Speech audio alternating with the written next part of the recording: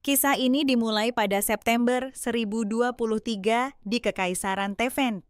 Seorang pria berjalan melalui aula mewah menuju ibunya dan mengumumkan bahwa ia telah membawa pangeran kelima bersamanya. Ia mempersembahkan hadiah yang dijanjikan kepada ibunya dan melemparkan kepala pangeran kelima ke arahnya. Wanita itu menatapnya dengan terkejut. Identitas ibu itu terungkap sebagai Stephanie, ibu suri Kekaisaran Tevent. Ia berteriak padanya dengan marah, mengecam keberaniannya. Haris Delgado, kaisar Kekaisaran Tevent, muncul dan menghadapi ibu suri. Ia mengingatkannya bahwa ia memintanya untuk hidup tenang. Ia secara terbuka menuduhnya membunuh permaisuri selama ketidakhadirannya. Ia memperingatkannya bahwa jika ia terus melakukan tindakan ini, ia tidak punya pilihan selain membunuh ibunya. Di adegan lain, seorang kanselir memberitahu kaisar bahwa ia tidak menyangka ibu suri akan menyingkirkan permaisuri secepat itu. Identitas kanselir terungkap sebagai Oscar Taylor, kanselir kerajaan. Ia menunjukkan penyebaran rumor bahwa bagindalah yang membunuh permaisuri ketiga. Kaisar Haris muncul di pemandiannya tampak gelisah. Ia berkomentar pahit tentang betapa cepatnya wanita itu menyebarkan rumor. Oscar meyakinkan kaisar bahwa mereka tidak tahu apa yang akan dilakukan faksi wanita itu, jadi pengawasan diperlukan. Kaisar berkomentar bahwa dengan tidak adanya permaisuri istana, harus dilindungi dengan segala cara. Kaisar memerintahkan kanselir untuk mengirimkan belasungkawa dan memilih hadiah yang sesuai untuk ayah mendiang permaisuri. Oscar setuju untuk menanganinya. Kaisar merenungkan nasibnya, mencatat bahwa ia terjebak di tempat terkutuk ini, dan bahwa 3 permaisuri telah menemui ajalnya setelah naik takhta. Haris menyadari bahwa tidak ada wanita yang ingin menjadi permaisuri sekarang, tetapi dia menekankan perlunya seorang permaisuri untuk mengekang faksi-faksi yang bermusuhan. Dia bertanya-tanya apakah ibu suri benar-benar ibu kandungnya. Dia bertanya-tanya apakah ibu suri benar-benar ibu kandungnya, dan mencari cara untuk menemukan bukti akan hal itu. Dia menyatakan keinginannya untuk menghancurkan wanita itu dan kekuatan di belakangnya jika dia bisa. Kanselir Oscar melanjutkan laporannya, mencatat bahwa wilayah utara tidak stabil dan bahwa kelompok bernama Raskal sering menyerang utara. Kaisar mendengar kata utara dan bertanya-tanya, apakah keluarga Snow ada hubungannya dengan itu? Adegan beralih ke 1 November 1023. Di utara Kekaisaran Tyrant, Eleanor Snow, putri ketiga dari keluarga Snow, terlihat terluka. Dia melihat sekeliling dan menemukan tumpukan mayat berserakan di mana-mana. Jaden Snow, Count Snow, ayahnya, muncul dan bertanya, apakah Owen dan Osborne berhasil melarikan diri? Dia menjawab negatif, meyakinkan ayahnya bahwa mereka akan segera tiba dan menyatakan dengan sedih bahwa mereka telah dikhianati. Latar belakang dijelaskan. Keluarga Snow, Owen, dan Osborne bersama-sama melawan Raskal yang merupakan kaum pagan penyembah dewa kehancuran. Eleanor menceritakan apa yang terjadi, menjelaskan bahwa Duke Owen mengusulkan rencana untuk memancing Raskal dan menyerang mereka bersama, dan keluarganya mengikuti rencana itu.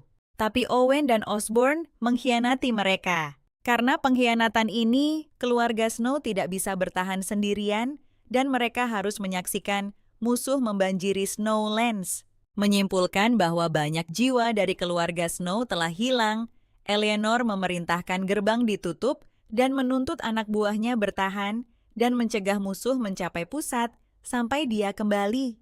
Ayahnya, Count Jaden, bertanya kemana dia akan pergi. Dia menjawab bahwa dia akan menuju ibu kota untuk bertemu Yang Mulia Kaisar. Ayahnya mengungkapkan keterkejutannya, menyebut Kaisar gila, dan menanyakan rencananya. Setelah bertemu dengannya dengan tatapan bertekad, dia tahu bahwa dia punya rencana. Di ibu kota, kanselir kerajaan Oscar memberitahu Kaisar Haris bahwa wilayah keluarga Snow berada di ambang kehancuran akibat invasi Raskal. Kanselir lain menyatakan ketidakpercayaannya, mencatat bahwa Snow bukanlah tempat yang mudah jatuh, dan menjelaskan bahwa Meskipun serangan Rascal sempat dipukul, mundur keluarga Owen dan Osborn mengkhianati Snow. Kanselir lainnya memperingatkan bahwa kemungkinan para pengkhianat akan bersekutu dengan Rascal untuk menyerang Snow lagi segera. Kaisar kemudian berpikir bahwa jika Snow jatuh, seluruh wilayah utara akan cepat runtuh, terutama karena Owen dan Osborn tidak memiliki kekuatan yang cukup untuk memukul mundur Rascal sendirian. Kaisar Harris menyimpulkan bahwa situasi ini pasti akan menyebabkan kampanye militer berulang. Sementara itu, dia merasakan kehadiran seseorang menghunus senjatanya dan bertanya siapa penyusup itu. Eleanor muncul mengenakan jubah yang menyembunyikan wajahnya dan meminta maaf karena menyusup dengan cara ini, menjelaskan bahwa dia datang untuk bertemu Baginda secara diam-diam dan memohon pengampunan. Kaisar terkejut mendengar suara wanita dan bertanya bagaimana dia bisa masuk. Dia menjawab bahwa dia tahu sedikit sihir, jadi dia bertanya mengapa dia datang. Dia melepas tudungnya dan mengumumkan bahwa dia memiliki sebuah permintaan. Dia memperkenalkan dirinya sebagai Eleanor Snow dari keluarga Snow dan memintanya untuk meluangkan sedikit waktunya.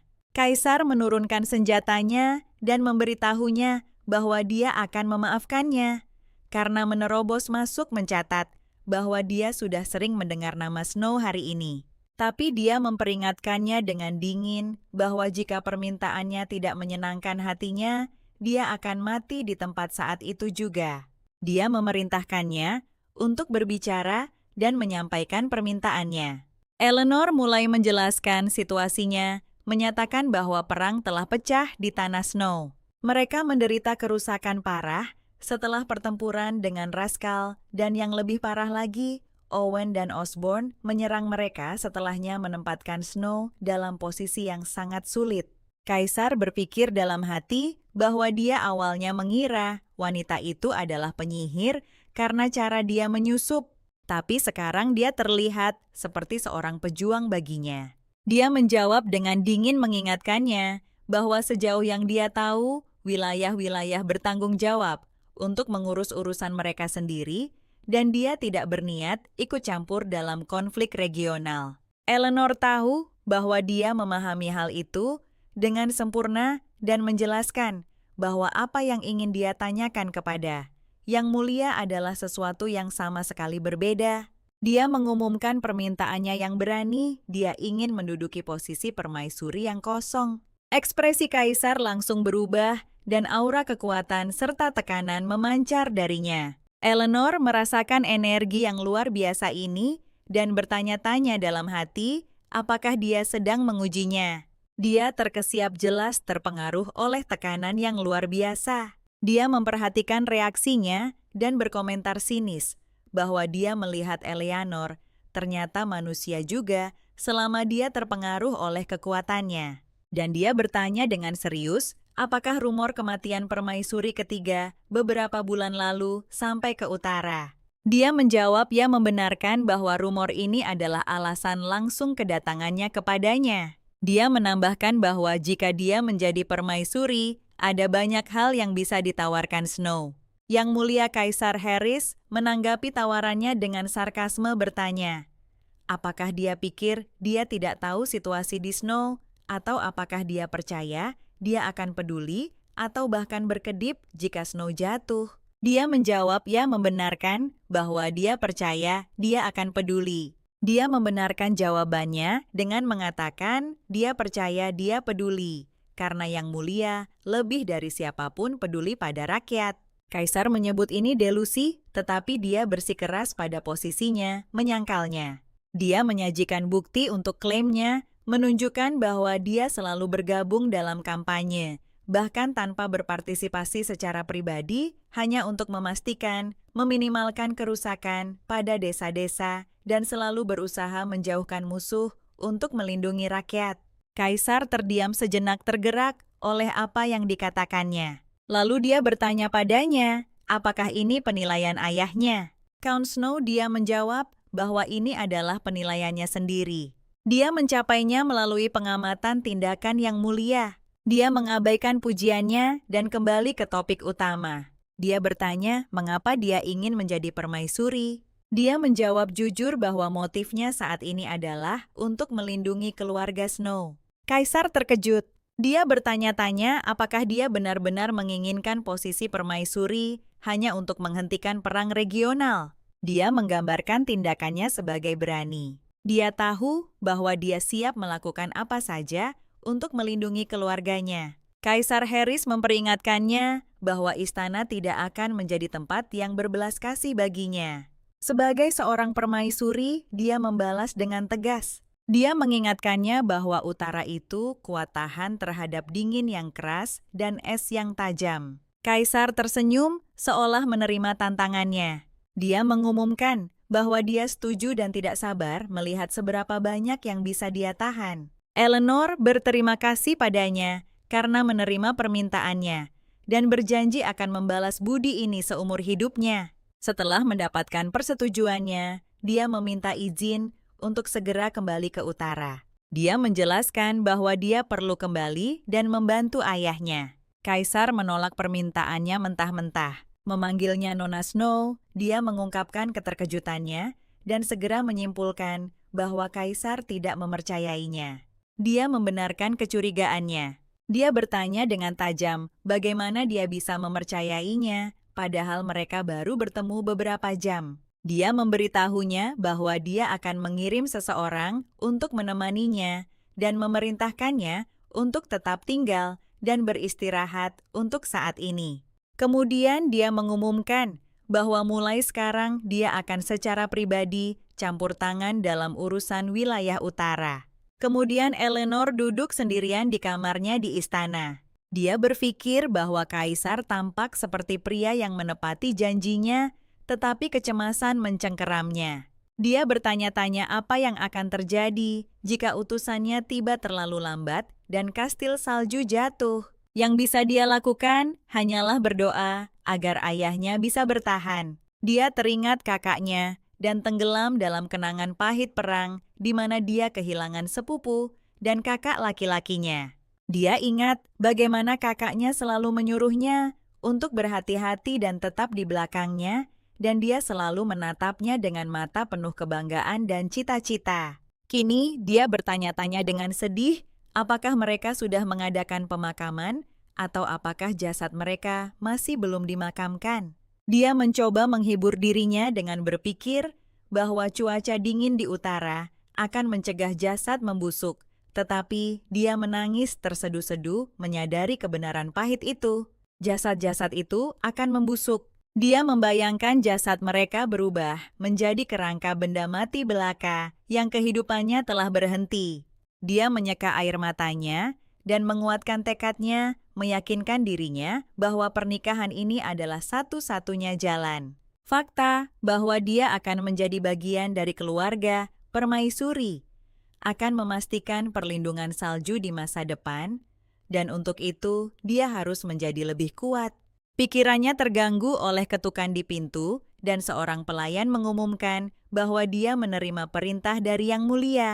Eleanor mengizinkannya masuk. Pelayan itu memperkenalkan dirinya sebagai Cecily dari istana, dan memberitahunya bahwa Yang Mulia menginstruksikannya untuk melayaninya tanpa kelalaian sedikit pun. Namun Cecily tampak bingung dan bertanya-tanya siapa orang yang seharusnya dia layani. Eleanor bertanya padanya apa yang Kaisar katakan tentang identitasnya. Dia menjawab bahwa Yang Mulia hanya memerintahkannya untuk melayani tamu Istana Tulip. Eleanor menerima informasi itu dengan tenang. Dia menyadari bahwa dia hanya diperkenalkan sebagai tamu dan menyimpulkan bahwa dia harus menyembunyikan fakta bahwa dia adalah calon permaisuri sebisa mungkin, dan mulai bertanya-tanya siapa musuhnya di dalam istana ini. Sementara itu, Kaisar Harris membahas masalah ini dengan kanselirnya Oscar yang menyatakan keterkejutannya. Bertanya apakah benar Putri Salju itu meminta untuk menjadi permaisuri Oscar, menyesali tindakannya. Bertanya-tanya apakah dia tidak menghargai hidupnya dan menyatakan pemahamannya atas perasaan ketidakadilan Kaisar, karena orang-orang percaya dia membunuh permaisuri sebelumnya. Dia menggambarkannya sebagai pemberani dan berani meskipun dia tidak mengetahui kebenarannya. Kaisar mengejutkan kanselirnya dengan senyuman, memberitahunya bahwa dia pikir wanita itu tahu sesuatu. Harris menjelaskan bahwa wanita itu mengetahui taktik militernya untuk menjauhkan musuh dari desa, guna mengurangi kerusakan sesuatu yang seharusnya tidak dia ketahui karena belum pernah berada di medan perang. Dia menggambarkannya sebagai cerdas dan menambahkan bahwa kecerdasan inilah yang justru membuatnya tidak bisa mempercayainya. Tapi dia menambahkan bahwa pada saat yang sama, wanita itu menarik. Oscar keberatan dengan keputusan Kaisar mengingat pengiriman Ksatria Hitam ke utara adalah langkah yang berlebihan. Dia mengingatkan Baginda bahwa Ksatria Hitam adalah yang terkuat dari 4 divisi Ksatria miliknya, dan bahwa mengirim Adrian bersama mereka adalah masalah serius. Kaisar menjawab bahwa pengabdian sebesar ini harus ditunjukkan kepada calon permaisuri dan mengungkapkan perintahnya kepada Adrian. Bahwa jika terjadi sesuatu yang mencurigakan di utara, dia memiliki izin untuk menghapus semuanya. Oscar segera menyadari bahwa Kaisar mencurigai perang regional ini mungkin adalah jebakan yang diatur berkolusi dengan permaisuri janda. Kanselir menyimpulkan bahwa Baginda tidak percaya sepatah kata pun dari apa yang dikatakan Eleanor. Tapi Kaisar bertanya-tanya apa yang akan terjadi jika semua yang dikatakannya benar. Dan ketika Oscar bertanya apakah dia akan benar-benar menyambutnya sebagai permaisuri, dia teringat tawarannya dan tahu bahwa dia akan melakukannya jika wanita itu masih menginginkan posisi tersebut. Sementara itu, di wilayah salju di utara, 2 pedagang Adipati Owen dan Pangeran Osborne menghadapi pasukan kekaisaran. Owen bertanya dengan marah tentang arti intervensi ini dan bagaimana Baginda berani ikut campur dalam urusan wilayah utara, sesuatu yang belum pernah dia lakukan sebelumnya. Adrian Terris, komandan Garda Kekaisaran, melangkah maju dan memberitahu mereka dengan dingin bahwa tidak perlu alasan untuk melaksanakan perintah kekaisaran. Dia tahu bahwa permusuhan mereka terhadap salju sekarang berarti permusuhan terhadap istana kekaisaran. Duke Owen terkejut dengan pengumuman ini dan merasa ada yang tidak beres, jadi dia memerintahkan pasukannya untuk segera mundur. Dia mundur mengumpat dan bergumam bahwa kemenangan sudah di depan mata, lalu memerintahkan untuk kembali ke tanah mereka. Adrian tiba di kamp salju dan menanyakan Count Jaden. Seorang pemuda melangkah maju dan memperkenalkan diri secara resmi sebagai Havelian Snow, putra kedua keluarga itu, serta mengumumkan bahwa dia adalah Count Snow yang baru. Kembali ke istana Eleanor, diberitahu tentang berita itu.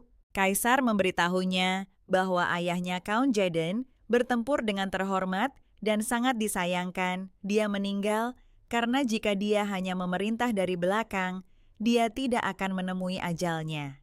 Dia menerima berita itu dengan terkejut dan membisikkan nama ayahnya. Dia teringat ayahnya mengajarinya memegang pedang dan menerima kenyataan pahit bahwa ayahnya telah meninggal. Dia mengoreksi kesalahpahaman Kaisar, menjelaskan bahwa ayahnya seharusnya tidak berada di belakang, yang berarti dia berada di garis depan bertempur, bertentangan dengan apa yang Kaisar isyaratkan tentang kematiannya, karena tidak memimpin dari belakang. Dia menyampaikan terima kasih kepada Yang Mulia atas bantuannya, lalu menanyakan keselamatan ibu dan saudara-saudaranya. Dia meyakinkannya bahwa mereka semua masih hidup.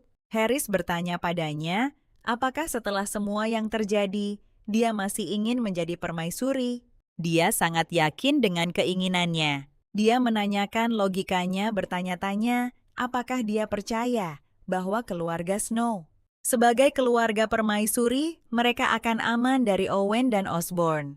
Dia menjawab dengan tegas, menyatakan keyakinannya bahwa adik keduanya, Count Havelian Snow, tidak akan melemah. Dia menatapnya serius dan bertanya, apakah dia bersedia mempertaruhkan nyawanya demi keluarganya. Dia menjawab bahwa ayah dan kakak laki-lakinya meninggal membela keluarga mereka. Lalu dia bertanya dengan nada menantang, "Apa yang tidak bisa kulakukan?" Kaisar menyadari saat dia berbicara bahwa dia mati-matian menahan air mata meskipun kekuatannya terlihat. Dia membuat keputusannya bangkit dan tahu bahwa pernikahan akan dilangsungkan dalam waktu 6 bulan. Eleanor setuju dengan tenang saat Harris berbalik untuk pergi. Dia menambahkan peringatan yang mengganggu, mengatakan dia tidak tahu apakah wanita itu masih akan hidup saat itu. Dia menjawab dengan tenang, menyuruhnya untuk tidak khawatir, dan mengumumkan bahwa pada hari pernikahan, dia akan mengenakan pakaian indah dan akan tersenyum lebih cerah dari siapapun. Dia menoleh padanya, dengan senyum tipis mengungkapkan antisipasinya untuk hari itu dan bertanya-tanya betapa cantiknya dia nanti. Kemudian Eleanor duduk sendirian di kamarnya, berbicara kepada mendiang ayahnya, secara rahasia bersumpah bahwa dia tidak akan menangis. Dia bersumpah pada dirinya sendiri bahwa dia tidak akan pernah meneteskan air mata sampai dia bisa menghancurkan semua musuhnya. Dia memperkuat tekadnya menegaskan bahwa dia pasti akan menjadi permaisuri. Dia berpikir bahwa posisi permaisuri hanya dilihat sebagai alat atau boneka untuk mengikat kaisar ke istana, dan bahwa permaisuri adalah seseorang yang harus menaklukkan atau membunuh musuh-musuh kaisar, menjadikannya seperti lilin yang bisa padam kapan saja.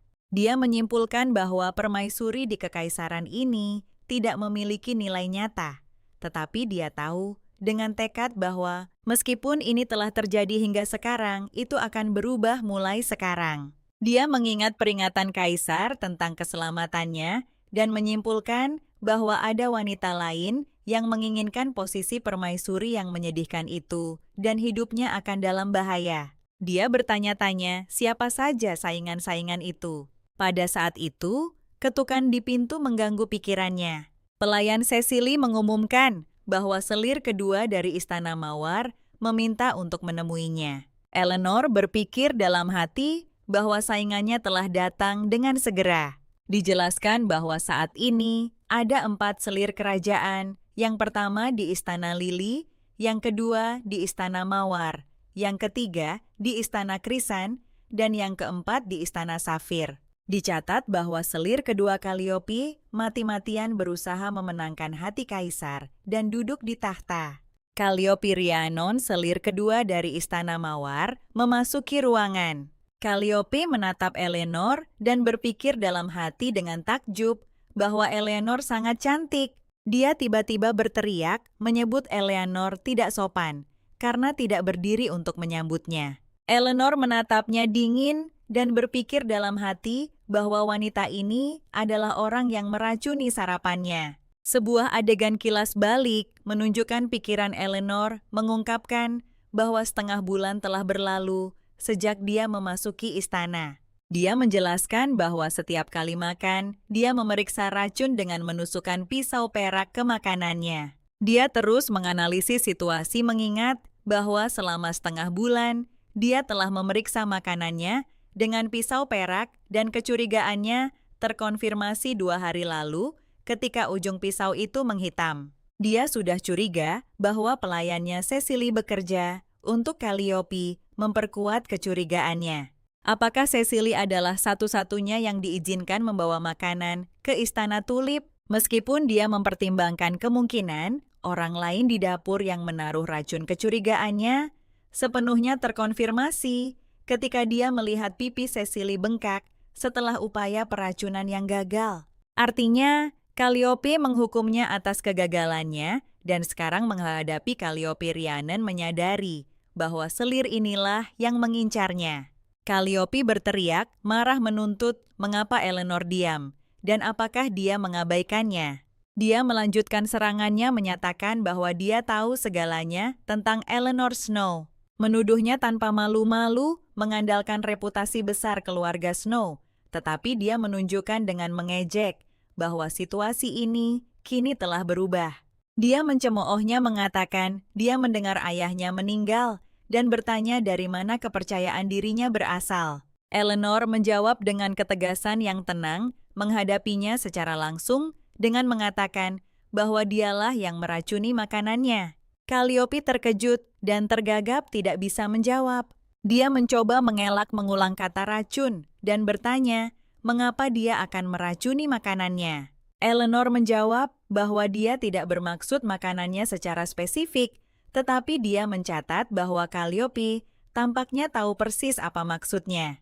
Calliope kehilangan kesabaran dan menuduh Eleanor mencoba memfitnahnya dengan omong kosong. Berteriak dan bertanya, apakah dia pikir Baginda akan mempercayainya?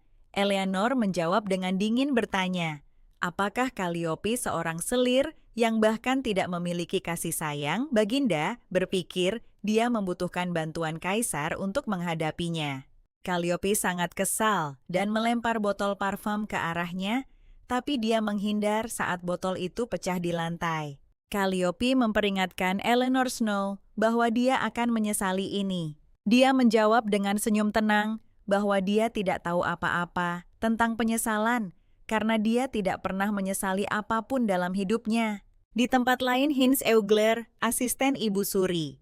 Dia membenarkan bahwa bangsawan dari keluarga Snow sekarang berada di Istana Tulip. Dia menambahkan bahwa dia tampaknya mempertaruhkan segalanya untuk melindungi keluarganya dan berusaha menjadi permaisuri. Ibu Suri berkomentar bahwa Pangeran Jayden Snow tidak bisa diyakinkan untuk bergabung dengannya sampai akhir. Kemudian dia bertanya kepada asistennya tentang putrinya Eleanor, menanyakan tentang pendiriannya. Adegan beralih ke Franklin Owen, tunangan Eleanor. Dia sedang makan malam, dan ketika temannya memintanya untuk makan pelan-pelan, dia dengan marah memerintahkannya untuk diam dan makan. Identitas temannya terungkap sebagai Persephone Osborne, teman Eleanor. Franklin berpikir dalam hati mengutuk kegagalan perang, berharap dia menentangnya sejak awal. Persephone berpikir mengejek bertanya-tanya tentang penentangan apa yang dia bicarakan. Dia ingat bahwa dia juga yang pertama mengkhianati keluarga Snow. Persephone ingat bahwa suatu hari dia menemukan Adipati Franklin terbangun. Dia menasihatinya untuk tidur mengingatkannya bahwa dia ingin pergi lebih awal besok. Dia menjawab bahwa dia tidak bisa tidur dengan tugas besar di depan mata. Dia bertanya bagaimana dia bisa serius dengan perang ini, padahal dia mengaku mencintai Eleanor. Dia menunjukkan bahwa Eleanor akan hancur jika mengetahui pengkhianatannya. Motif Franklin Owen, tunangan Eleanor, terungkap. Dia berpikir bahwa karena kehancuran yang akan dia rasakan dari pengkhianatan itu, dia harus mengisolasinya sepenuhnya. Dia menggambarkan Eleanor terlalu kuat untuk seorang wanita mandiri dan percaya diri. Meskipun dia mengaku mencintainya, justru kekuatan inilah yang mengganggunya. Dia percaya bahwa jika keluarga Snow dihancurkan, tidak akan ada seorang pun yang tersisa di sisinya. Baru setelah itu, dia akan tunduk padanya dan menjadi patuh. Adegan beralih ke masa kini. Franklin membanting meja dengan marah, mempertanyakan mengapa kaisar ikut campur dalam urusan utara dan menyatakan siapa dia sehingga berani mengeluarkan perintah untuk mengakhiri perang. Dia berpikir dengan sedih tentang apa yang akan terjadi jika perang itu berhasil. Persephone berpikir dalam hati bahwa bahkan jika perang itu berhasil, Ellie tidak akan pernah mematuhinya. Dia menjelaskan bahwa Eleanor adalah wanita seperti itu, dan sambil mengelus rambutnya, dia menampilkan dirinya sebagai alternatif, menunjukkan bahwa dia yang telah mencintainya sejak lama bisa mematuhinya. Dia berpikir pahit bahwa tidak seperti Eleanor yang menurutnya tidak pernah mencintai Franklin, bahkan sesaat pun dia mampu mematuhinya. Sementara itu, adegan kembali ke Eleanor di Istana Tulip. Dia memperhatikan bahwa ibu kota ramai dengan persiapan festival tahun baru, sementara istananya sangat sunyi. Dia melihat bayangannya dan tahu bahwa inilah posisinya saat ini di istana. Wanita di Istana Tulip yang tidak diperhatikan siapapun. Tetapi dia menguatkan tekadnya, memutuskan bahwa ini tidak penting, dan dia akan segera mengubah situasi. Menyatakan bahwa masa berkabung telah berakhir, dia memutuskan bahwa dia sekarang harus memikirkan para penyintas. Dan dia tentu saja adalah salah satu dari mereka, dan memutuskan bahwa sudah waktunya untuk bertemu kaisar. Adegan beralih ke penjara bawah tanah yang gelap, di mana Kaisar Harris berdiri di depan seorang tahanan yang terikat dan terluka, berkomentar bahwa situasinya benar-benar aneh. Sebelumnya tahanan itu mencoba menikamnya dengan belati saat dia tidur, tetapi dia terkejut ketika mencoba menikamnya, mendapati kaisar dengan mudah mencengkeram pergelangan tangannya. Saat ini kaisar mengejek pria berambut merah itu bertanya, apakah dia pikir dia akan beruntung hanya sekali dan berhasil membunuhnya? Dia mencengkeram dagu penyerang dan bertanya, mengapa dia pikir dia akan berhasil melakukannya. Dan setelah merenung sejenak, dia tahu bahwa sihir pengendali pikiran yang kuat adalah alasan di balik serangan itu. Pada saat itu, Kanselir Oscar tiba untuk memberitahu Baginda bahwa Eleanor Snow ingin menemuinya. Kaisar berbalik memutuskan sudah waktunya untuk bergerak dan berpikir dalam hati bahwa wanita itu ingin memanfaatkannya. Dia memerintahkan kanselirnya untuk membawanya kepadanya di penjara bawah tanah. Oscar memimpin Eleanor ke penjara bawah tanah yang gelap. Dia masuk dan memberi hormat kepada Baginda. Kaisar menjawab dengan tahanan terikat masih di belakangnya bahwa dia sibuk seperti yang bisa dilihatnya dan berharap alasan kunjungannya penting. Dia menatapnya dengan mantap dan bertanya apakah dia boleh mendekat. Harris memperhatikan bahwa ekspresinya tidak berubah sama sekali, bahkan setelah dipanggil ke penjara bawah tanah ini. Dia menganggap ini menarik dan mengizinkannya mendekat. Eleanor melangkah maju melihat melewati kaisar ke arah tahanan yang terikat dan segera menyadari bahwa dia merasakan sihir gelap berasal darinya. Dia memusatkan pandangannya padanya dan mengkonfirmasi kecurigaannya, menyatakan bahwa pria itu memang di bawah pengaruh sihir pengendali pikiran. Kaisar menyatakan kekagumannya, mencatat bahwa dia bisa mengidentifikasinya dengan segera. Dia mengingatkannya bahwa dia mendengar wanita itu tahu sedikit sihir, tetapi mengakui bahwa dia lebih baik dari yang dia duga. Dia menjawab dengan rendah hati bahwa Baginda sedang memujinya. Dia memberitahunya sambil tersenyum bahwa dia tidak suka memiliki penyihir terampil di dekatnya karena dia tidak pernah tahu kapan mereka mungkin menipunya. Dia menatapnya dan meyakinkannya bahwa dia tidak akan menyembunyikan apapun darinya. Dia menambahkan bahwa kaisar adalah orang yang kuat dan tidak bisa ditipu. Dia berhenti sejenak lalu bertanya langsung padanya apa yang ingin dia katakan. Dia mulai menyampaikan argumennya mengingatkannya bahwa festival tahun baru akan segera tiba. Dia bertanya padanya dengan nada penuh makna apakah dia penasaran tentang apa yang mungkin terjadi di tengah acara yang gembira dan indah ini. Dan mengulangi pertanyaannya tentang apakah dia bertanya-tanya apa yang mungkin terjadi selama pertemuan besar ini.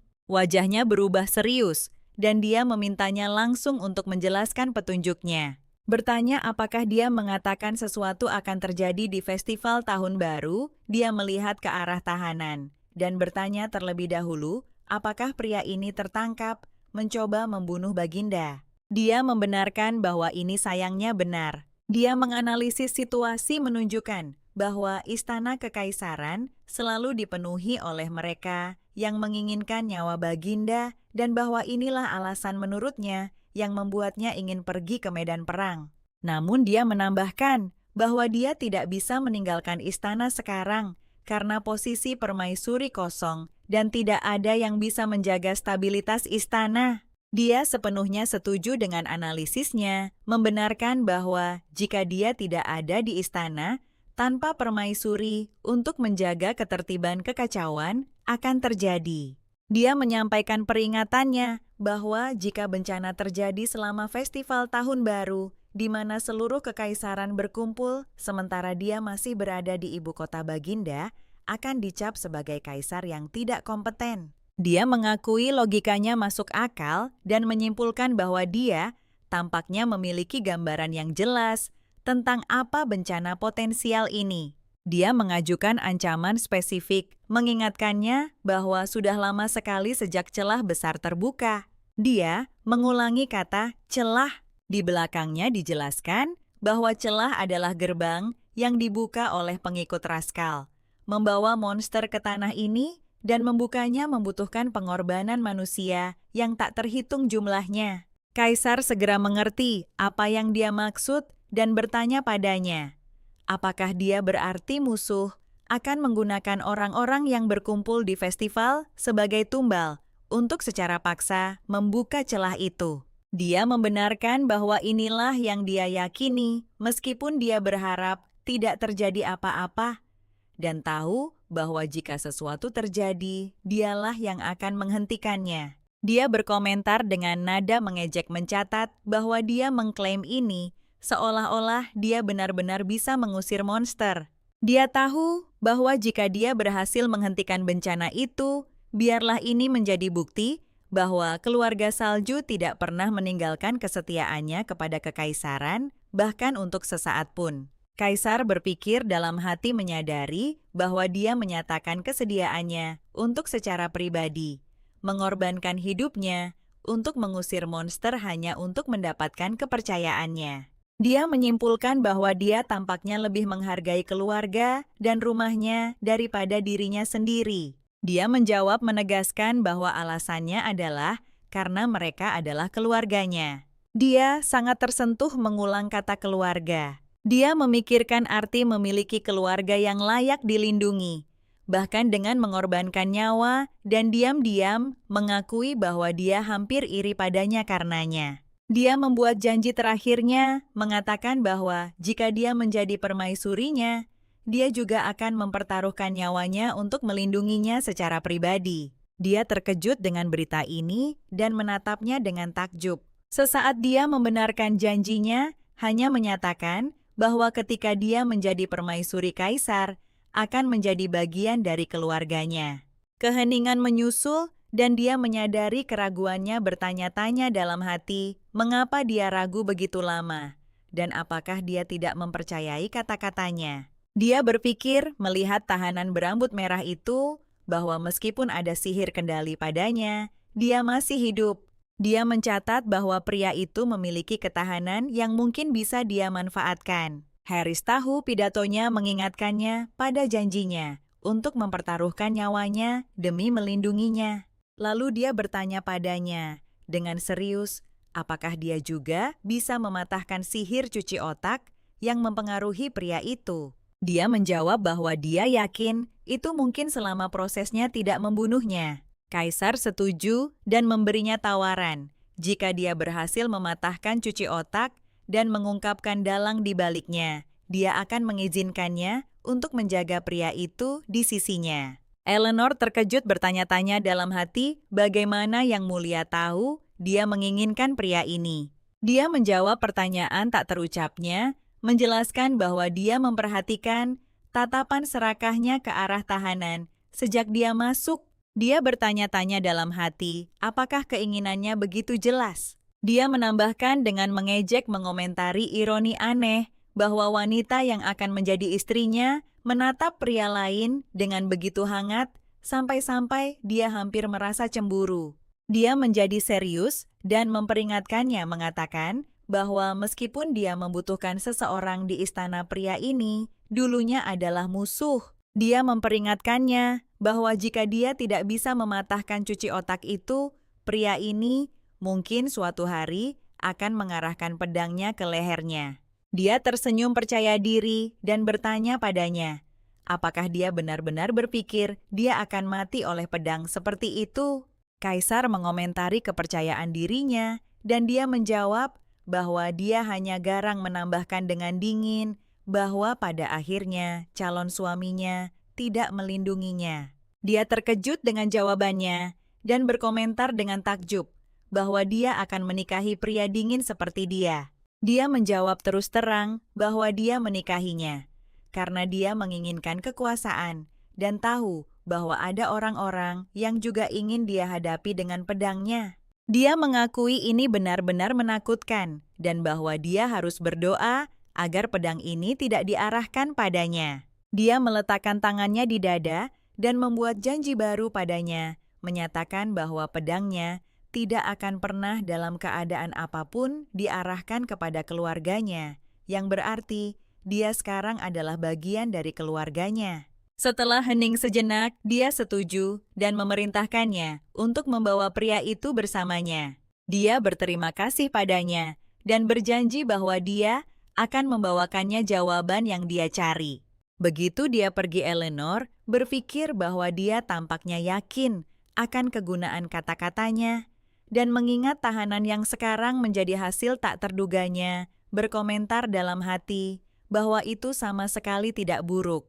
Dalam perjalanan kembali, dia menabrak seseorang.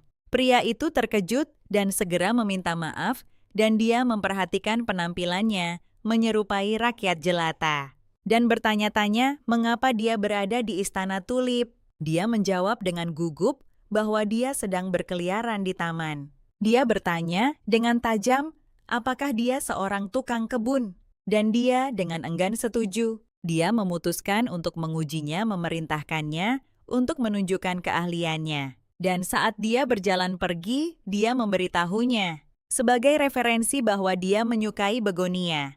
Pria itu melihatnya pergi dan identitas aslinya terungkap. Ion Bastide, wakil kapten Kesatria Putih. Dia berkomentar pada dirinya sendiri bahwa mengetahui calon permaisuri menyukai begonia adalah panen tak terduga lainnya. Kembali ke kamarnya, Eleanor berdiri di dekat jendela dan memikirkan begonia, mengingat bagaimana bunga-bunga itu selalu mekar di taman Istana Salju. Dia bertanya-tanya dengan sedih, apakah dia akan bisa melihat pemandangan itu lagi? Pikirannya terganggu oleh ketukan di pintu, dan sebuah suara memberitahunya bahwa ada kiriman untuknya. Pintu dibuka dan tahanan itu dikirim oleh Kaisar.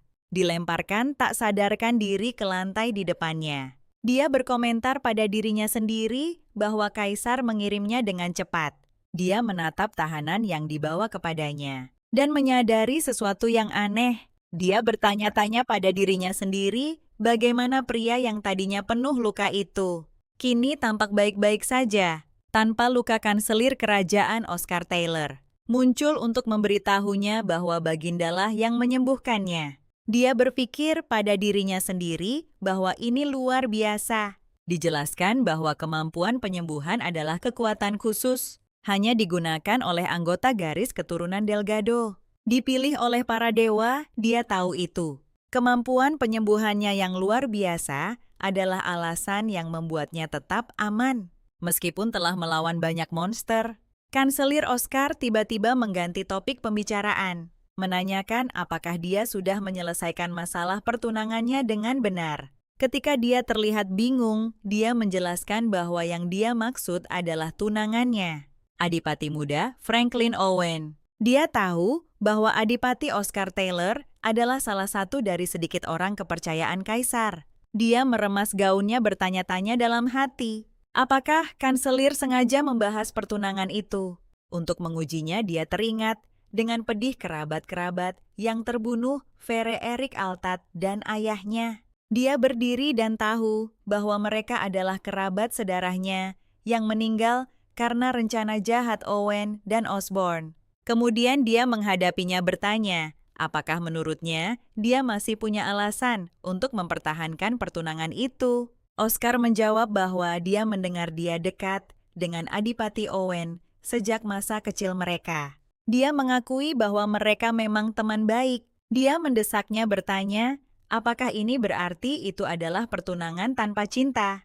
Dia menjelaskan bahwa mereka yang memimpin harus menanggung beban tertentu dan bahwa keputusan pertunangan itu demi wilayah. Karena dia memiliki kedekatan yang dia sebutkan dengan Franklin, dia pikir itu tidak buruk pada saat itu. Tapi dia tahu betul bahwa perasaannya terhadap teman lamanya sekarang hanyalah kebencian. Dia terus menanyainya, bertanya, apakah dia berniat membalas dendam pada mereka setelah naik takhta menjadi permaisuri? Dia menjawab dengan tegas dan tanpa ragu bahwa dia memang berniat melakukannya. Oscar mengawasinya berpikir dalam hati bahwa tidak peduli luka apapun yang dia ungkit, ekspresinya tidak berubah. Dia menyimpulkan bahwa dia adalah wanita yang berani dan ini cukup untuk menarik minat yang mulia. Dia mengakhiri pembicaraannya meminta maaf atas kekasarannya dan menyarankan percakapan yang lebih menyenangkan lain kali. Dia membalas dengan senyum tipis, tahu bahwa percakapan itu menyenangkan baginya. Kemudian Eleanor kembali ke tahanan dan memeriksanya dengan cermat, memperhatikan kulitnya yang kecoklatan dan rambut merahnya, bertanya-tanya apakah dia berasal dari kerajaan Barat Bran. Dia meletakkan tangannya di dekatnya untuk merasakan sihir dan tahu bahwa pria itu berada di bawah mantra dominasi yang sangat kuat. Dia menganalisis tingkat mantranya dan bertanya-tanya dalam hati siapa di dunia ini yang berada di balik sihir sekuat ini. Dia memusatkan kekuatannya dan mulai mematahkan mantranya. Energi ungu gelap meledak saat sihir itu hancur dan pria itu tiba-tiba terbangun. Terengah-engah dan berteriak, dia bangkit dengan kasar dalam keadaan terkejut. Jadi dia meletakkan tangannya di bahu pria itu untuk menenangkannya dan memperkenalkan diri. Dia adalah Eleanor Snow, nyonya barunya. Dia menanyakan namanya, tetapi pria itu tetap diam. Dia berkomentar bahwa semangatnya terlihat sangat garang. Dia mengulurkan tangannya dan menggenggam tangan pria itu, menyebabkan energi sihir mengalir. Karen mengerang kesakitan. Dia menjelaskan kepadanya bahwa sihir cuci otak telah dipatahkan. Itulah sebabnya dia bisa merasakan sakit sekarang. Dia menasihatinya bahwa lebih baik baginya untuk segera menjawabnya. Dia mengulangi pertanyaannya tentang namanya. Dia akhirnya menjawab bahwa namanya adalah Karen. Dia mengulangi nama Karen dan berkomentar bahwa itu adalah nama yang indah. Dia terus menanyainya, bertanya apakah dia mengingat hal lain. Dia menjawab bahwa semua ingatannya kabur, tetapi dia menambahkan bahwa hanya satu hal yang jelas dalam ingatannya. Dia tahu dengan jelas bahwa dia membunuh ibunya dengan tangannya sendiri. Karen mengingat sebuah suara, mungkin suara dalang yang memberitahunya bahwa sekarang tidak ada yang tidak bisa dia bunuh dan bahwa dia harus patuh jika diberi perintah. Lalu suara itu bertanya padanya, apakah dia mengerti? Dia bereaksi terhadap ingatan yang menyakitkan ini. Eleanor memperhatikan reaksinya dan menunjukkan bahwa sesuatu tampaknya telah kembali ke ingatannya. Dia memberitahunya bahwa terlepas dari apa yang dia ingat, hanya ada satu hal yang dia ingin tahu sekarang. Dia bertanya langsung kepadanya siapa yang memerintahkannya untuk membunuh kaisar. Dia menatapnya dan bertanya apakah dia akan membiarkannya hidup jika dia memberitahunya. Dia hanya tersenyum cerah senyum misterius sebagai tanggapan. Dia menjawab bahwa itu adalah seorang wanita, menambahkan bahwa dia adalah wanita paling mulia yang saat ini berada di istana kekaisaran. Dia mengidentifikasi orang yang memberi perintah sebagai Ibu Suri Stefani. Adegan beralih ke istana Ibu Suri, di mana asistennya bertanya mengapa dia terlambat. Dia membalas dengan bertanya apa maksud perkataannya. Asisten itu memberitahunya bahwa upaya pembunuhan gagal dan pembunuh itu tidak menyembunyikan wajahnya. Dia tersenyum dan berkomentar bahwa dia tidak berpikir itu akan berhasil. Asisten itu mengungkapkan kekhawatiran bahwa dia mungkin akan buka mulut dan mengaku di bawah siksaan kaisar. Tapi dia mengenalnya dengan yakin, menyatakan bahwa tidak ada yang bisa mematahkan sihir cuci otak itu, dan bahwa Kaisar Horace tidak akan menemukan apapun. Dia mengganti topik pembicaraan bertanya, apakah persiapannya sudah selesai. Dia mengenalnya dan dia telah mempersiapkannya dengan sempurna. Dia tersenyum dan berpikir dalam hati bahwa hari itu tidak akan lama lagi, hari di mana dia tidak akan lagi mendengar kata ibu yang terkutuk itu. Adegan beralih ke Istana Lily, di mana selir kedua Calliope terlihat berlari ke arahnya. Dia terlihat marah dan berpikir bahwa Eleanor benar-benar mengabaikannya. Dia mengingat kata-kata sebelumnya, mempertanyakan apakah dia membutuhkan bantuan kaisar untuk menghadapi selir yang tidak memiliki kasih sayangnya. Dia mengepalkan tinjunya dengan marah dan bersumpah bahwa dia akan membuat Eleanor membayar mahal karena meremehkan para selir kekaisaran. Dia menerobos masuk ke kamar selir kekaisaran pertama, mengumumkan bahwa dia datang karena ada masalah penting yang ingin dibicarakan. Aurelia Rogers, selir kekaisaran pertama, Istana Kekaisaran mendongak dari bukunya dan bertanya-tanya dengan tenang mengapa Calliope menemuinya. Selir pertama Aurelia menghadapi Calliope, merangkum usulnya bahwa dia meminta mereka untuk bergabung mengusir tamu dari Istana Tulip. Eleanor Calliope dengan antusias membenarkan bahwa itulah yang dia maksud. Aurelia bertanya dengan senyum tenang mengapa dia harus melakukan itu yang mengejutkan Calliope. Dia menjawab dengan bingung, menjelaskan bahwa jelas tamu ini akan menjadi permaisuri berikutnya. Jadi, mereka harus menyingkirkannya terlebih dahulu. Dan dia mencoba menggoda Aurelia dengan mengatakan bahwa dia sebagai selir pertama adalah orang yang seharusnya menjadi permaisuri. Aurelia memberitahunya sambil menyeruput tehnya bahwa dia tampaknya keliru dan tahu dengan dingin bahwa dia tidak pernah mendambakan posisi permaisuri. Dia menekan tangannya sebagai tanda halus kebohongannya dan berpikir dalam hati sambil membayangkan Kaisar Horace Delgado bahwa dia tidak menginginkan posisi itu, tetapi ingin menjadi istri pria itu. Calliope mencoba membantah, tetapi Aurelia melanjutkan mengklaim bahwa Yang Mulia hanya meminta mereka untuk menjalankan peran mereka sebagai selir dan bahwa dia ingin mengikuti perintahnya. Kemudian dia bertanya pada Calliope dengan nada mengejek, apakah itu juga yang terjadi padanya. Calliope segera mundur mengklaim dengan bingung bahwa dia hanya datang karena ingin membantu selir pertama. Aurelia tersenyum dan menyebut kunjungannya tidak berguna. Aku tahu dia tidak butuh bantuan apapun. Calliope terpaksa pergi tersenyum palsu dan berpikir dalam hati menyebut. Aurelia rubah licik dan bertanya-tanya dengan sinis, apakah Aurelia mengira dia tidak tahu tentang cinta tulusnya pada Kaisar. Saat hendak pergi, dia meminta Aurelia untuk berpura-pura tidak mendengar pembicaraannya hari ini. Tetapi dia berhenti tiba-tiba dan berbalik untuk memberikan pukulan psikologis kepada Aurelia. Bertanya apakah dia pernah melihat Eleanor Snow secara langsung. Saat Aurelia menyeruput tehnya dalam diam, Calliope menambahkan bahwa Eleanor sangat cantik. Dan dia yakin Kaisar akan jatuh cinta sepenuhnya padanya, bukan hanya sebagai kaisar, tetapi sebagai seorang pria. Kata-kata ini membuat Aurelia terkejut, sementara Calliope melirik terakhir dengan senyum jahat dan pergi. Aurelia yang ditinggal sendirian menjatuhkan sendoknya saat dia mengulang nama Eleanor Snow. Sementara itu, di Istana Tulip Eleanor dikunjungi oleh seorang pria yang memperkenalkan dirinya sebagai Ion. Bastide tahu bahwa dia menerima perintah dari Yang Mulia Kaisar untuk melayani tamu Istana Tulip. Dia merasa suaranya terdengar familiar. Dia langsung teringat tukang kebun yang dia tabrak sebelumnya dan tahu bahwa itu adalah suara yang sama persis.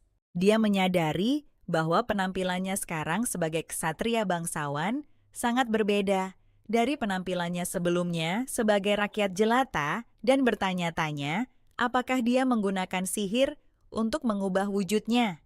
Dia tahu bahwa sihir semacam ini bukanlah sesuatu yang bisa digunakan sembarang orang. Dia berdiri dan memperkenalkan dirinya secara formal, menyambut Tuan Bastide. Ion tersenyum dan dengan ramah memintanya untuk memanggilnya Ion. Dia menganalisis situasi secara internal, menyimpulkan bahwa satu-satunya alasan untuk menempatkan seseorang yang mampu menggunakan sihir sekuat itu di sampingnya pastilah untuk pengawasan. Dia mengakhiri pemikirannya dengan kesimpulan yang mengkhawatirkan bahwa Yang Mulia masih tidak mempercayainya. Adegan berakhir dengan sebuah bidikan yang menunjukkan istana salju utara yang tertutup salju di utara. Tepatnya di Istana Salju Havelian Snow, bangsawan baru. Berpikir bahwa penghuni istana tetap aman berkat utusan kaisar dan merasa sangat lega karenanya. Adik laki-lakinya Aster Snow, putra bungsu dari keluarga bangsawan Snow, mendekatinya dan bertanya, Apakah saudari mereka, Eleanor, aman?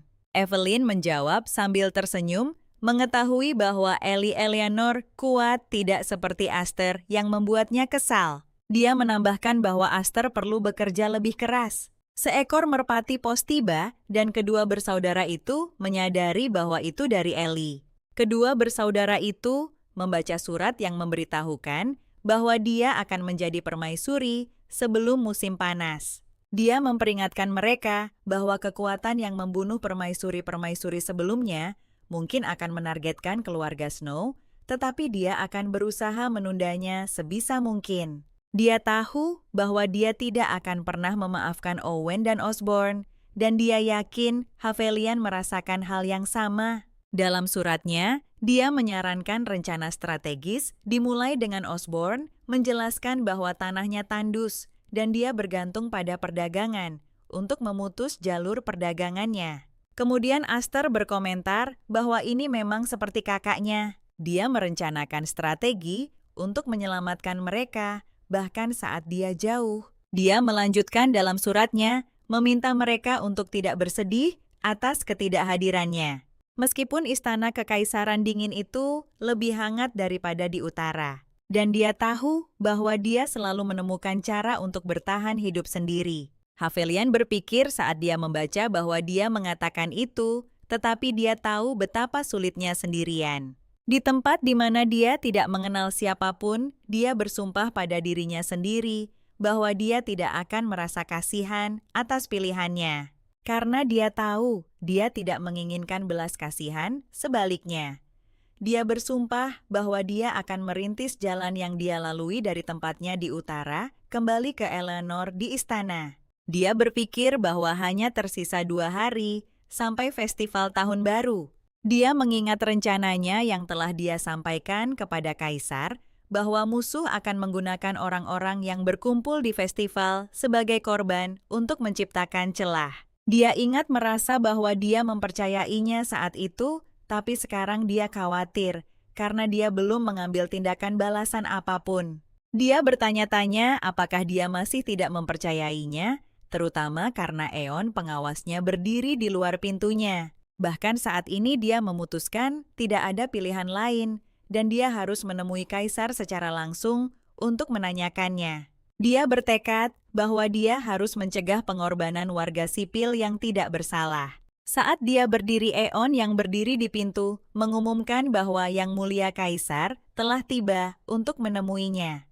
Harris masuk dan Eleanor menyambutnya. Dia melihat Karen bersembunyi di balik tirai. Kaisar tersenyum dan berkomentar bahwa sungguh menakjubkan bagaimana dia berhasil mematahkan orang itu. Pencucian otak, Karen pikirnya dalam hati dengan terkejut bertanya-tanya. Bagaimana dia tahu tempat persembunyiannya yang tidak terlihat di ruangan itu? Dia memberitahunya bahwa nama pria itu Karen, dan ingatannya masih kabur karena sihir.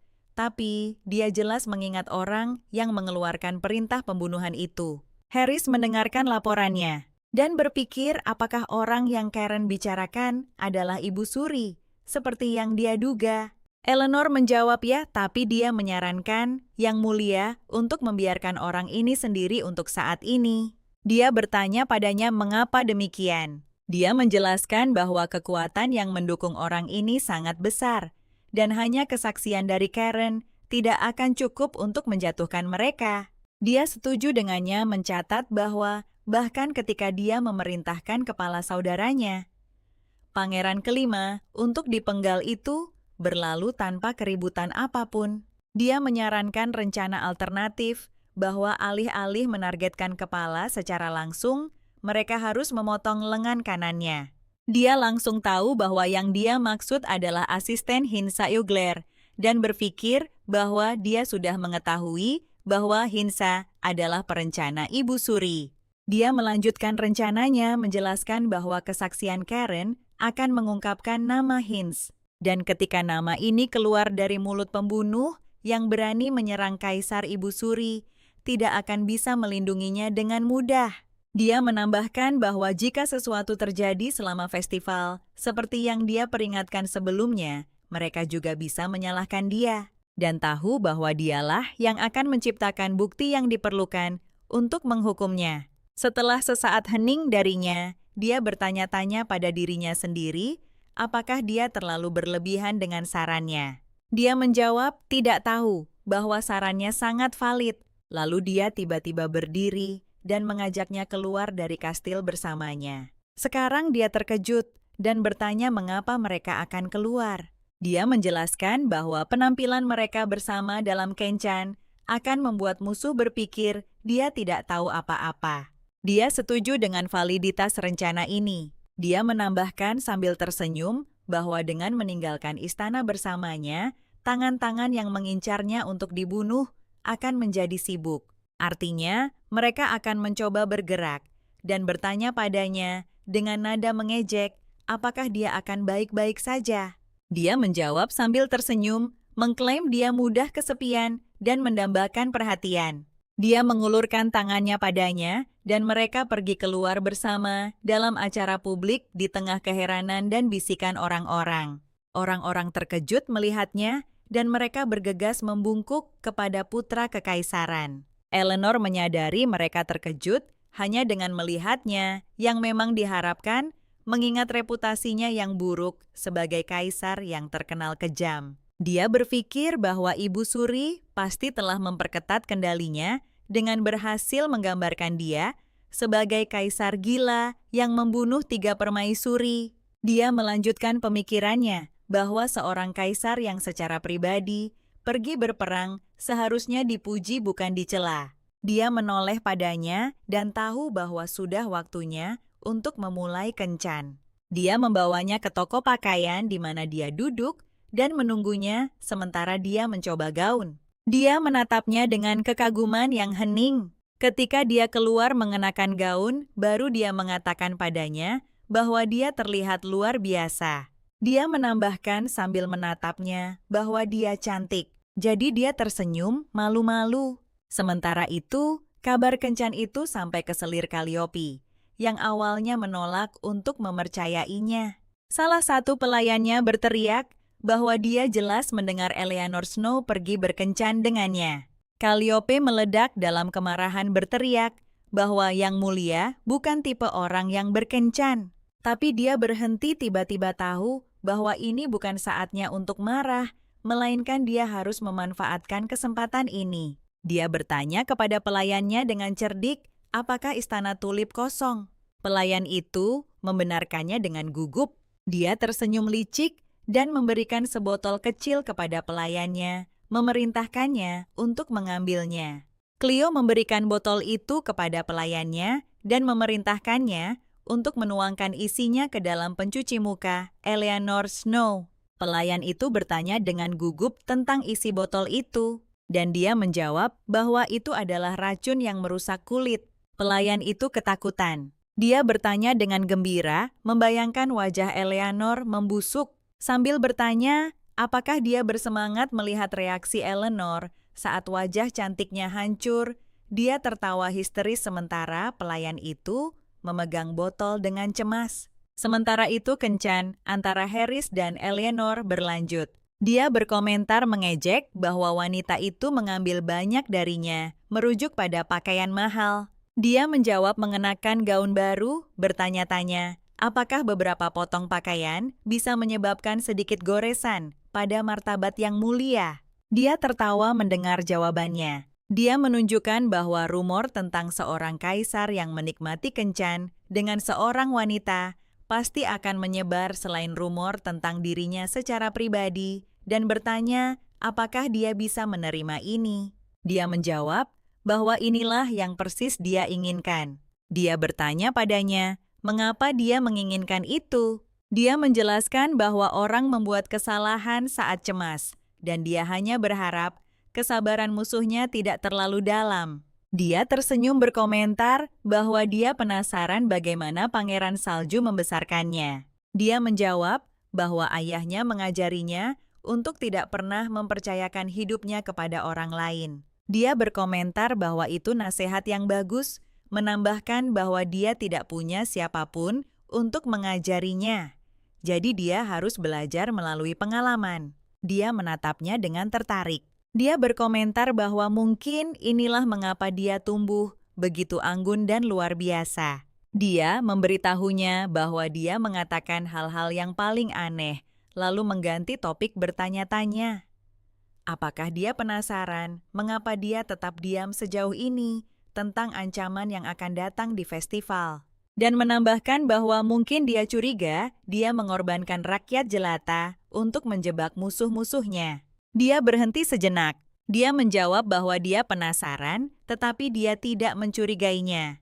Dia bertanya padanya, apakah dia memperhatikan jalan yang mereka ambil. Dia menjawab, ia mencatat bahwa itu tampak seperti area paling ramai. Dia membenarkan pengamatannya menjelaskan bahwa jika musuh merencanakan sesuatu, inilah tempatnya.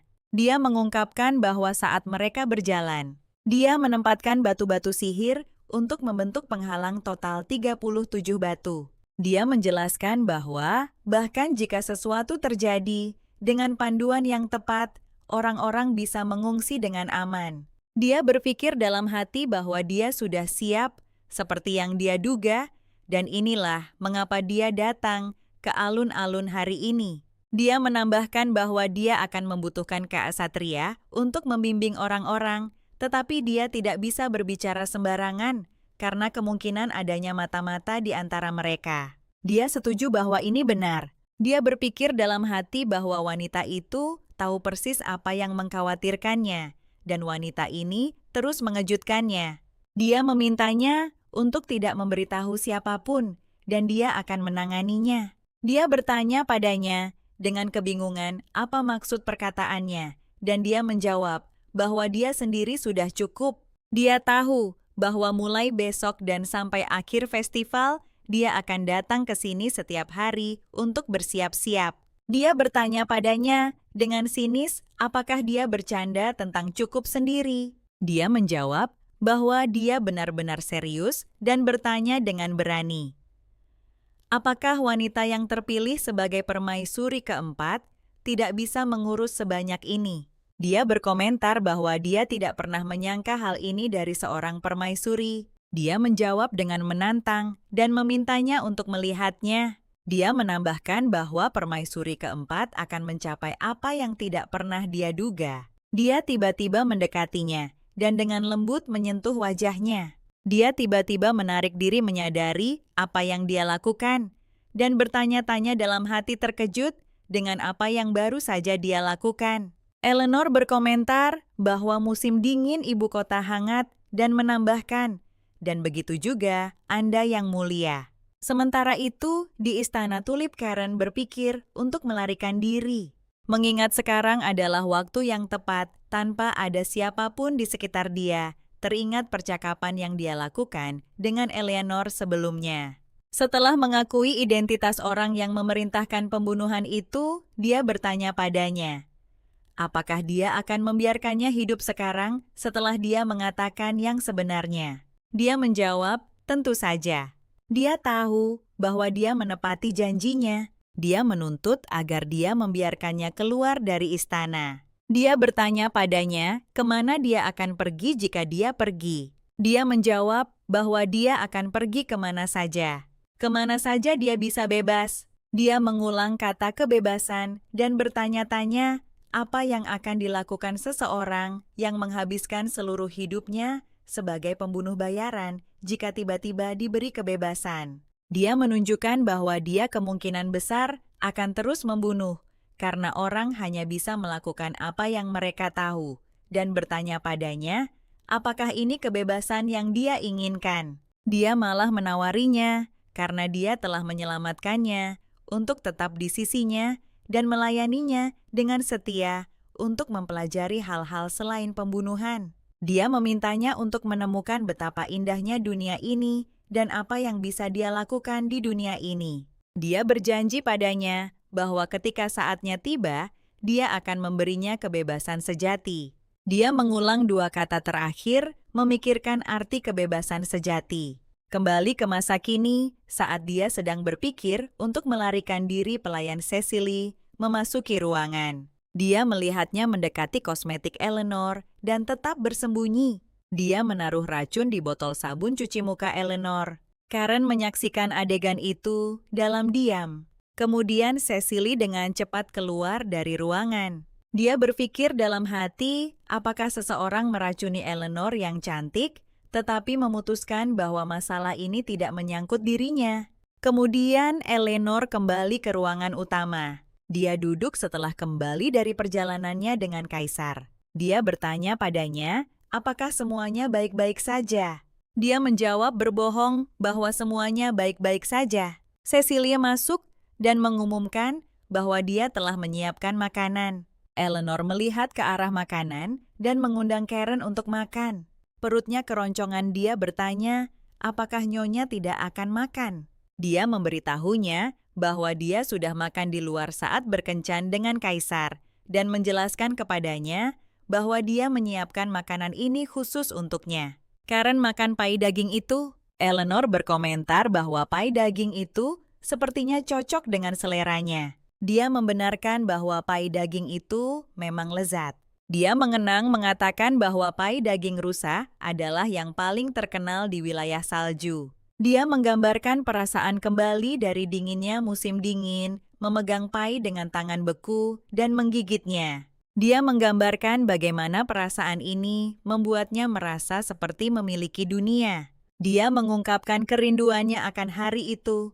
Dia berjanji kepadanya bahwa suatu hari mereka akan pergi ke salju untuk makan pai itu bersama. Dia menambahkan bahwa ini akan terjadi ketika kedamaian menguasai segalanya. Setelah momen ini, Karen tiba-tiba mengganti topik pembicaraan dan memberitahunya bahwa sebelumnya dia melihat pelayan Cecily memasukkan sesuatu ke dalam toner kecantikannya. Dia menatapnya lalu tersenyum tenang dan berterima kasih padanya karena telah memberitahunya. Di Istana Mawar, Calliope merayakan terlalu cepat percaya bahwa hari ini akan menjadi terakhir kalinya wajah cantik Eleanor terlihat. Dia sedang mengoleskan kosmetiknya sendiri, berpikir dengan gembira bahwa Eleanor akan segera kembali dari acara di luar untuk mencuci wajahnya dan menggunakan toner beracun itu. Dia mengungkapkan penyesalannya karena tidak bisa melihat sendiri hasil yang mengerikan itu. Dia berencana bahwa setelah wajahnya rusak, dia tidak akan pernah bisa meninggalkan Istana Tulip. Tiba-tiba, dia merasakan sakit terbakar di wajahnya. Dia berlari ke cermin untuk berteriak ngeri saat melihat wajahnya berdarah dan terkikis. Dia bertanya-tanya dengan panik, mengapa racun itu ada di pencuci wajahnya sendiri. Dia segera tahu dirinya telah dikhianati dan bertanya-tanya bagaimana pelayannya Cecily berani melakukan itu padanya. Dalam keadaan histeris, dia bersumpah tidak akan pernah memaafkan Cecily dan Eleanor Snow. Sementara itu, di Istana Lily Selir pertama, Aurelia menerima laporan tentang apa yang terjadi. Dia berkomentar dengan tenang bahwa pelayan Eleanor Cecily telah menaruh racun di toner Calliope. Dia mencatat bahwa Eleanor Snow sedang melakukan langkah berani. Cecily berdiri di hadapannya, jadi dia bertanya, mengapa Cecily datang sendiri dan di mana Eleanor? Cecily menjawab bahwa majikannya pergi membeli gaun dan akan kembali pada malam hari. Aurelia menjadi sangat marah, mencela bagaimana Eleanor berani mengabaikan panggilannya dan menuntut Cecily memberitahunya persis apa yang Eleanor katakan. Cecily gemetar menyampaikan pesan arogan Eleanor, yaitu bahwa dia, Eleanor, tidak harus datang, hanya karena Selir pertama memanggilnya, dan jika Aurelia menginginkan sesuatu, Aurelia harus datang dan mengunjungi majikannya. Mengenai Eleanor sendiri, kemarahan Aurelia semakin memuncak, dan dia bersumpah akan membuatnya melihat betapa konyolnya kesombongan ini. Dia memerintahkan Cecily untuk mengawasinya, dan segera memberitahunya setelah Eleanor kembali dari luar istana. Eleanor berjalan di jalanan ibu kota, menyamar dengan topi dan mantel. Dia teringat saat dia bersama Harris yang memberitahunya bahwa dia juga akan bergabung dengannya besok untuk mencari monster. Dia bertanya apakah itu agar mereka bisa bersiap bersama. Dia membenarkannya. Dia menatapnya menganalisis dalam hati apakah keputusannya berasal dari kekhawatiran padanya kecurigaan padanya, atau keduanya. Kemudian dia menunjukkan kepadanya bahwa jika Yang Mulia terus muncul di tempat yang sama, setiap hari musuh akan mengetahuinya.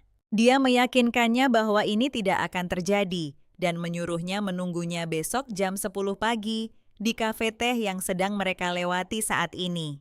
Dia berpikir merasa kasihan karena harus menyembunyikan wajahnya, bertanya-tanya apa sebenarnya yang dia rencanakan berkeliaran di kota dengan wajahnya yang dikenal. Jadi dia tiba di kafe dengan menyamar dan menyadari dia belum tiba. Saat dia menunggu, dia terkejut melihat seorang pria duduk di depannya yang tidak mirip kaisar, tetapi memiliki warna rambut dan mata yang berbeda.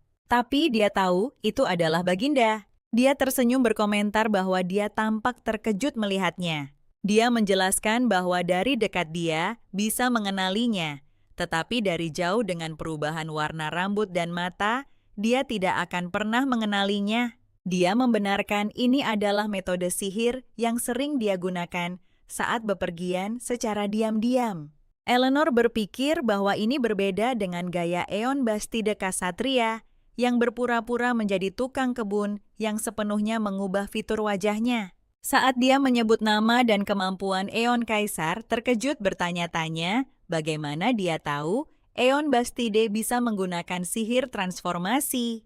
Peristiwa berlanjut di kafe di mana dia dengan berani bertanya kepadanya setelah membandingkan sihir sederhananya mengubah warna rambut dan mata dengan sihir transformasi lengkap yang dia lihat dari ksatria Eon Bastide yang berpura-pura menjadi tukang kebun, apakah kemampuan sihirnya lebih rendah darinya? Kaisar tampak tidak senang dan berkomentar bahwa dia benar-benar tahu. Itu mengatakan hal-hal kasar dengan wajah polos. Dia meminta maaf menjelaskan bahwa dia hanya bertanya karena sihir transformasi Sir Eon begitu sempurna, sehingga membangkitkan rasa ingin tahunya.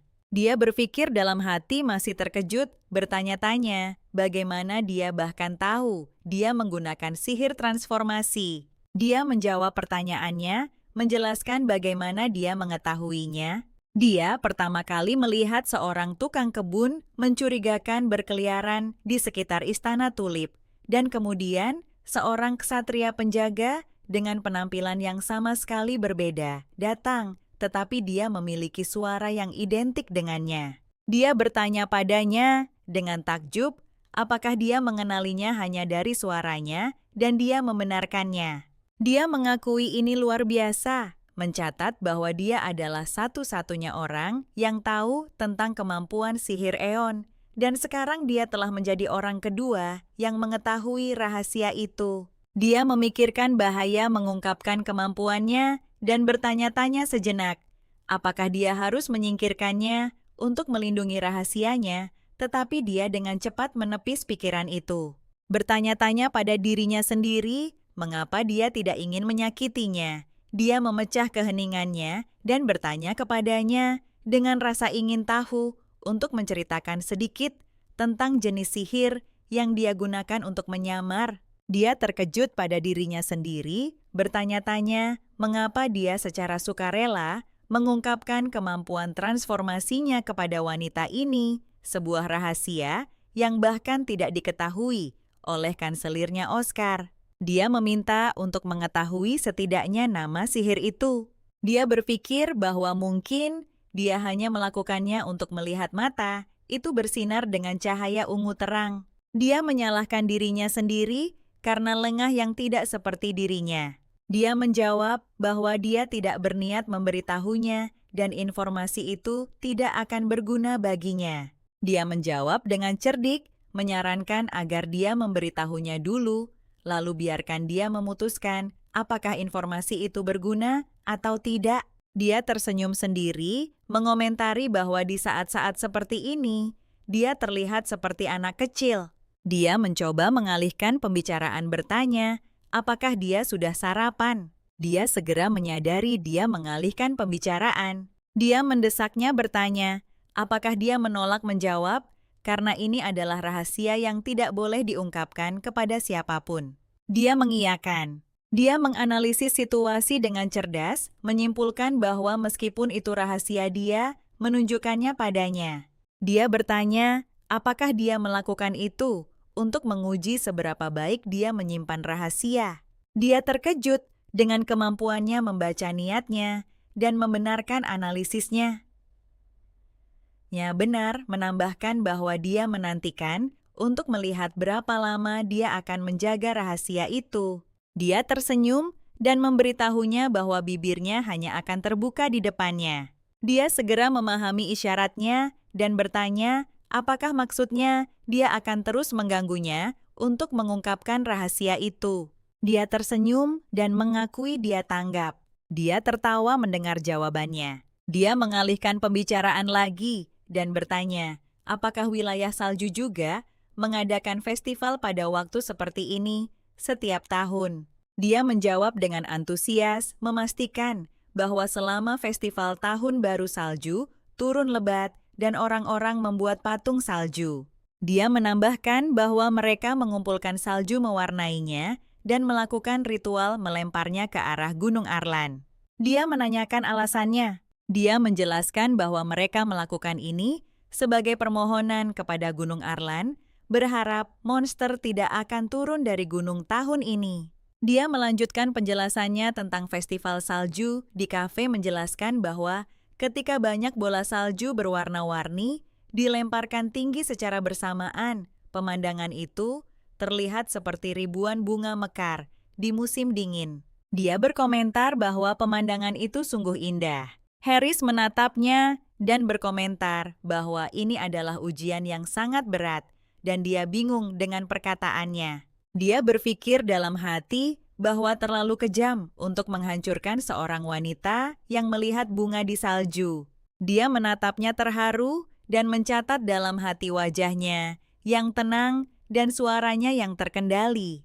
Dia berpikir bahwa kaisar mengucapkan kata-kata yang cukup hangat untuk melelehkan es. Dia menyimpulkan dalam hati bahwa inilah tipe pria dia. Sementara itu, di istana Ibu Suri, asisten Hinza memberitahu Ibu Suri bahwa kaisar saat ini berada di istana kekaisaran. Dia melaporkan mencatat bahwa para tetua akan tiba besok dan orang-orang sibuk mempersiapkan festival besok. Dia menjawab dengan tenang, bertanya, apakah itu benar? Asisten itu bingung dengan jawabannya. Dan dia menjelaskan bahwa semuanya tampak terlalu sempurna. Dan justru itulah yang membuatnya khawatir. Dia memberitahu asistennya bahwa dia harus memajukan rencana itu. Dia memutuskan acara itu akan terjadi hari ini, saat ini juga, bukan besok.